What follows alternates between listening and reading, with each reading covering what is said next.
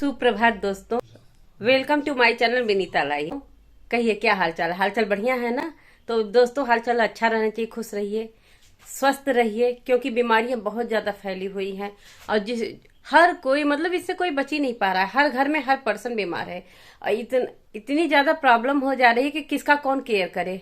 जब हर व्यक्ति बीमार है तो कौन केयर किसका कर सकता है ना? तो चलिए, खुश रहिए, स्वस्थ रहिए। और रात में तो भाई बड़ी तबाही हो गई। नेपाल का हाल देखिए, और रात में पूरी धरती हिलने लगी।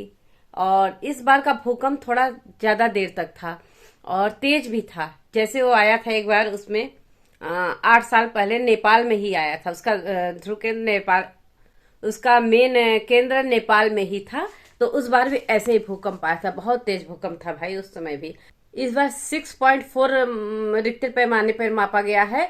पर 8 साल पहले, 9 साल पहले, जो 8 साल पहले जो भूकंप आया था नेपाल में, तो वो 7 पॉइंट करके कुछ था। वैसे ही कुछ इस बार भी था और 11:30 बजे रात में आया और हम लोग सो रहे थे उस समय।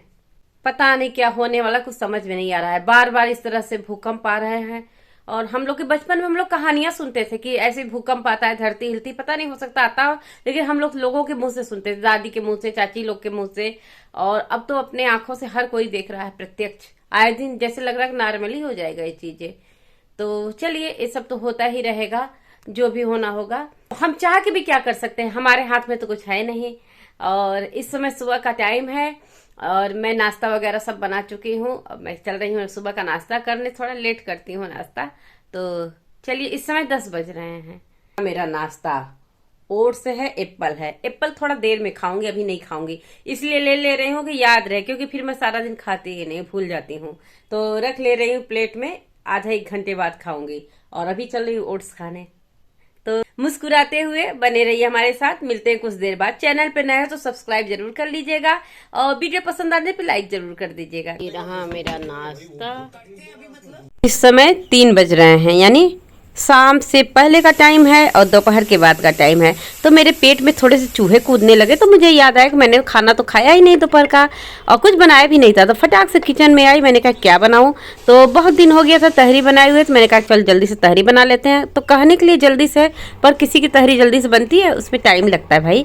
सब्जियों को काटिए, फिर उसको अच्छे से भूनिए, तब जाके तहरी बनती है। तो ये लीजिए, मेरी रेडी हो गई तहरी। देखने में तो लग रही फटाक से बन गई, पर फटाक से बनी नहीं है। तो तहरी रेडी हो गई।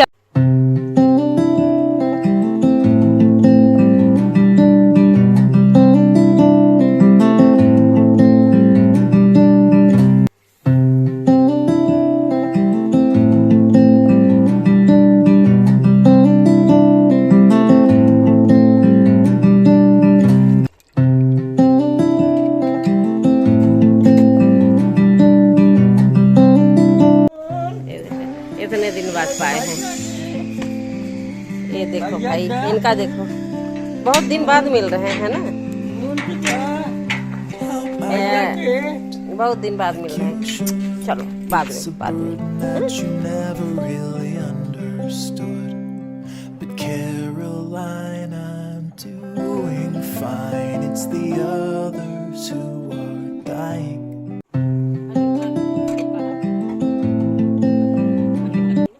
रॉकी, चलो बाहर चले। रॉकी, रॉकी, चलो चले। और ले भागा है गेट पे। लो भाई, हाजिर हो गई मैं एक बार फिर से। और मैंने कहा चलो थोड़ा बहुत शूट कर लेते हैं, क्योंकि सुबह से मैं सोच रही थोड़ा शूट करें, कुछ भी नहीं शूट कर पाई। और इस समय हो रहा है शाम के 3:30। तो मैंने कहा चलो थोड़ा बहुत तो शूट कर ले, है ना। तो दीपावली भी काफी पास हो गई, आ गई है। और आप लोग की तैयारियां खूब जोरों शोरों से चलती हुई दीपावली की, है ना। और मुझे भी घर की साफ सफाई बहुत करनी है, क्योंकि काफी दिनों से मैं बाहर रही। और सोचिए 2-4 दिनों के लिए अगर हम घर बंद करके चले जाते हैं, घर की कितनी बुरी स्थिति हो जाती है। तो मैं तो इतने दिन बाहर रह के आई हूँ ना, तो बहुत बुरा है। वैसे साफ सफाई थोड़ा बहुत हो गया ऐसे, लेकिन थोड़ा सा करवाना है अच्छे से साफ सफाई इस घर की। तो देखिए हो जाएगी। तबीयत खराब होने के कारण बड़ा धीरे धीरे स्लो एकदम हो रहा है हर एक चीज, क्योंकि ज्यादा नहीं कर पा रहे हैं मेहनत। और ज्यादा मेहनत करना भी फिर पड़ जाएंगे तो फिर वही हाल हो जाएगा पहले वाला। तो इसलिए बहुत धीरे धीरे हो रहा है हर काम।